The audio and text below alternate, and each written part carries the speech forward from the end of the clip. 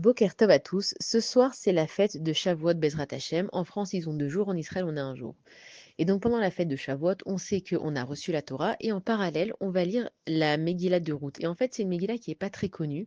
Pourtant, elle a la même valeur que la Megillat Esther. C'est juste que voilà, ça parle de l'histoire de Ruth. Et en fait, Ruth, c'était quoi son histoire? Son histoire à Ruth, pour la faire un petit peu rapidement, c'est que c'était la belle-fille de Naomi qui était mariée avec Elimelech. Elle avait une autre belle-sœur qui s'appelait Orpa.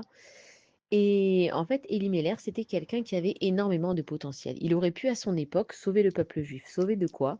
C'est que le peuple juif, on dit qu'il y avait une grande famine. Maintenant, une famine de quoi? C'était pas seulement une famine au niveau du manger, c'était une famine spirituelle. C'est-à-dire que le peuple était tellement occupé avec ses besoins matériels qu'il était perdu au niveau spirituel. Et évidemment, quand on est perdu au niveau spirituel, ça a un impact sur l'extérieur, donc aussi au niveau du manger. Et donc, Elimelech, il aurait pu sauver le peuple, et il l'a pas fait. Il a préféré s'en aller au pays de Moab, parce que là-bas, il a entendu que la nourriture, elle était abondante, et donc il est mort aussi là-bas. Maintenant, Elimelech, c'est un homme qui aurait pu être très important, sauver le peuple d'Israël. Il aurait pu faire des choses, il aurait dû faire des choses, il les a pas fait et il a laissé Naomi. C'était un homme qui avait beaucoup d'argent. Donc en fait, Naomi, c'était une femme c'était une reine quoi. Elle avait plein des habits beaux, elle était dans la richesse. Son mari, il est mort, ils ont tout perdu et donc elle a dit à ses 2 belles filles, à Ruth et Orpa, elle leur a dit, écoutez, vous n'êtes pas obligés de rester avec moi, j'ai plus rien à vous offrir. Je vais retourner en Eretz Israël, rejoindre mon peuple. Et donc Ruth et Orpa lui disent, non, nous on t'aime, on continue la route avec toi. Et au bout d'un moment, Naomi, elle leur dit: «Écoutez, regardez vraiment, je vois que ça va de pire en pire, vous n'êtes pas obligés de rester avec moi». Et Ruth et Orpa, c'était des princesses du pays de Moab. Et donc Orpa, elle décide de retourner à Moab, elle embrasse sa belle-mère, elle est très triste de la quitter, mais bon, elle la quitte quand même. Et Ruth, elle décide de rester avec Naomi, et Naomi, elle lui dit: «Tu sais, j'ai rien à t'offrir. D'abord, en plus, je vais revenir, je suis complètement déchue, les gens, ils vont me juger. Toi, tu es une convertie, tu viens du pays de Moab, c'est pas un peuple qui est bien vu dans le peuple juif, tu vas être jugée». Et Ruth, en fait, ça, la racine de son nom, c'est Ruth, donc ça va être Resh, Vav, Tav, ça vient du mot Ra'ata, elle l'a vu. Ça veut dire que Ruth, en fait, qu'est-ce qu'elle a dit? Elle a dit, ton peuple, ça sera mon peuple et je vais rester avec toi. Ruth, elle s'est dit, moi, je vais rester avec toi. Peu importe qu'on va me juger, comment on va me dire, je vois que tu as de la peine, je vois que tu es seule, je vois que tu vas être jugée par les gens, je vais pas te quitter dans ta souffrance. Et en fait, Ruth, c'est l'ancêtre du roi David. Donc Ruth, elle s'est mariée ensuite avec Boaz et elle a eu une seule nuit avec son mari. De là est né Ishaï et ensuite de Ishaï est né David. Donc c'est David ben Ishaï. Et en fait, on comprend que dans la vie, il y a un moment, on a des choix à faire. En fait, la vie, elle est faite de choix. Et le choix, c'est de savoir pourquoi on a envie de se sacrifier. Être juif, c'est pas un choix. Nous, on est juif. Ruth, elle a décidé de se convertir. Mais même quand tu es juif, tu as le choix de vouloir suivre la Torah ou pas. Kadesh Baruch Hu, comme on l'a dit plusieurs fois, c'est que il va pas te punir au moment même si tu vas pas manger cachère ou si tu vas dire de la shonara. Tu as tout le temps le choix. L'être humain, il est défini parce qu'il a une Bechira Chofshit. Ça veut dire que les animaux, eux, bah, ils n'ont pas le choix de marcher à 4 pattes. Maintenant, voilà, un tigre, il va pas se dire demain je me mets au régime, je commence à manger des salades.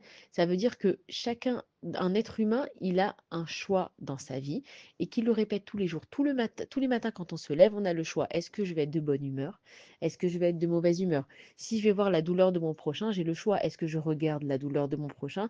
Donc j'ai le choix d'ouvrir les yeux ou j'ai le choix de fermer les yeux devant la douleur de mon prochain. Et en fait, Ruth, ce qu'elle a fait, c'est qu'elle a choisi, malgré la vie dans laquelle elle était, malgré qu'elle venait du pays de Moab, elle a choisi cette vie, elle a choisi de se convertir au judaïsme, et en fait, sa vie, c'était simplement un don d'elle-même. Elle a choisi d'aller avec Boaz pour une seule nuit, et de là est né en fait Ishaï qui va être l'ancêtre de David Améler.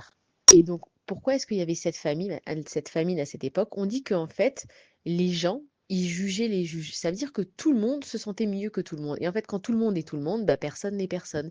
Et le problème qu'il y avait, c'est qu'à un moment donné, en fait, on est sorti d'Égypte. Yehoshua Binoun, il a repris après Moshe Rabbeinu. Il y a eu 3 générations depuis qu'on est sorti d'Égypte. Et déjà, on avait complètement oublié Akadosh Baruch Hu. Pourquoi?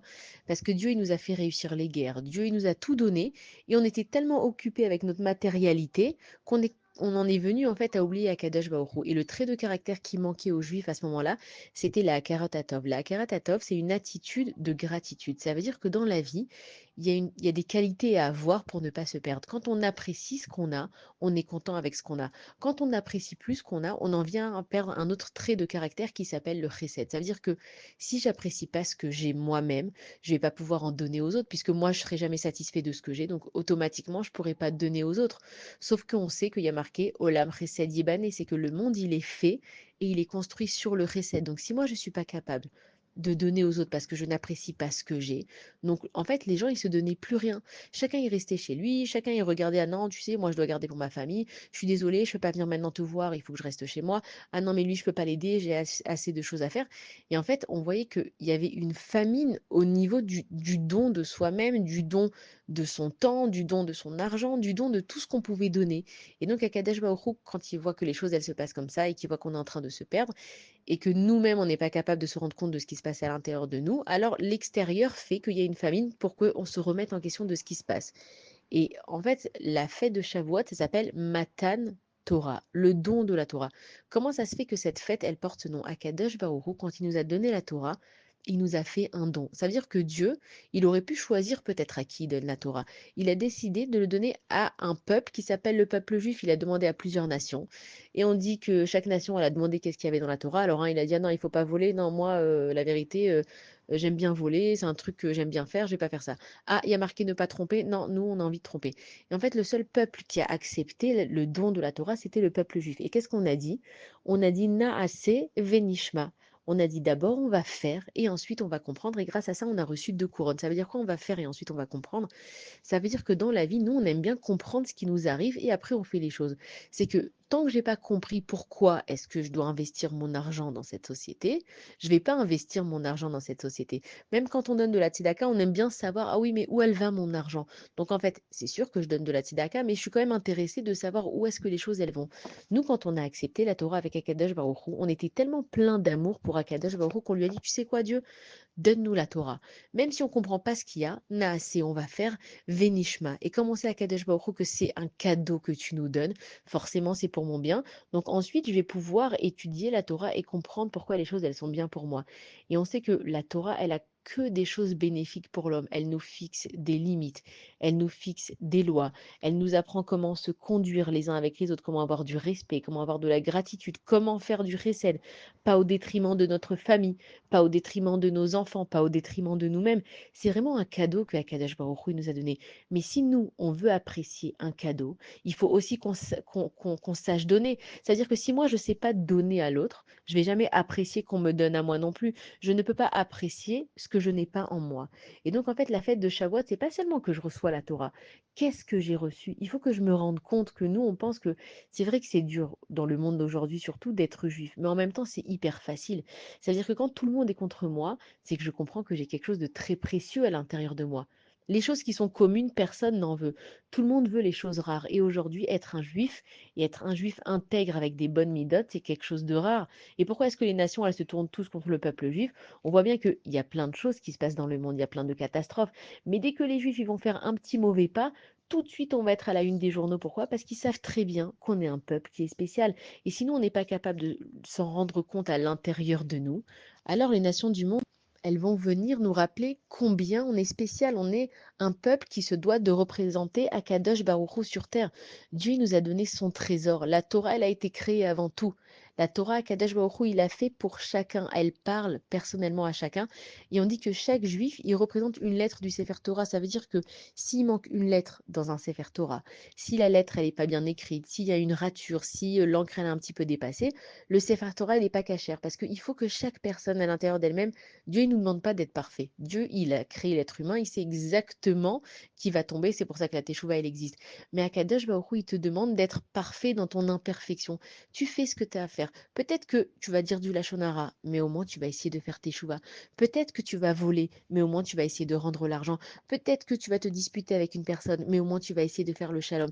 Et c'est comme ça que Akadosh Baruch Hu, il t'aime. Il t'a pas demandé d'être le meilleur et de tout réussir.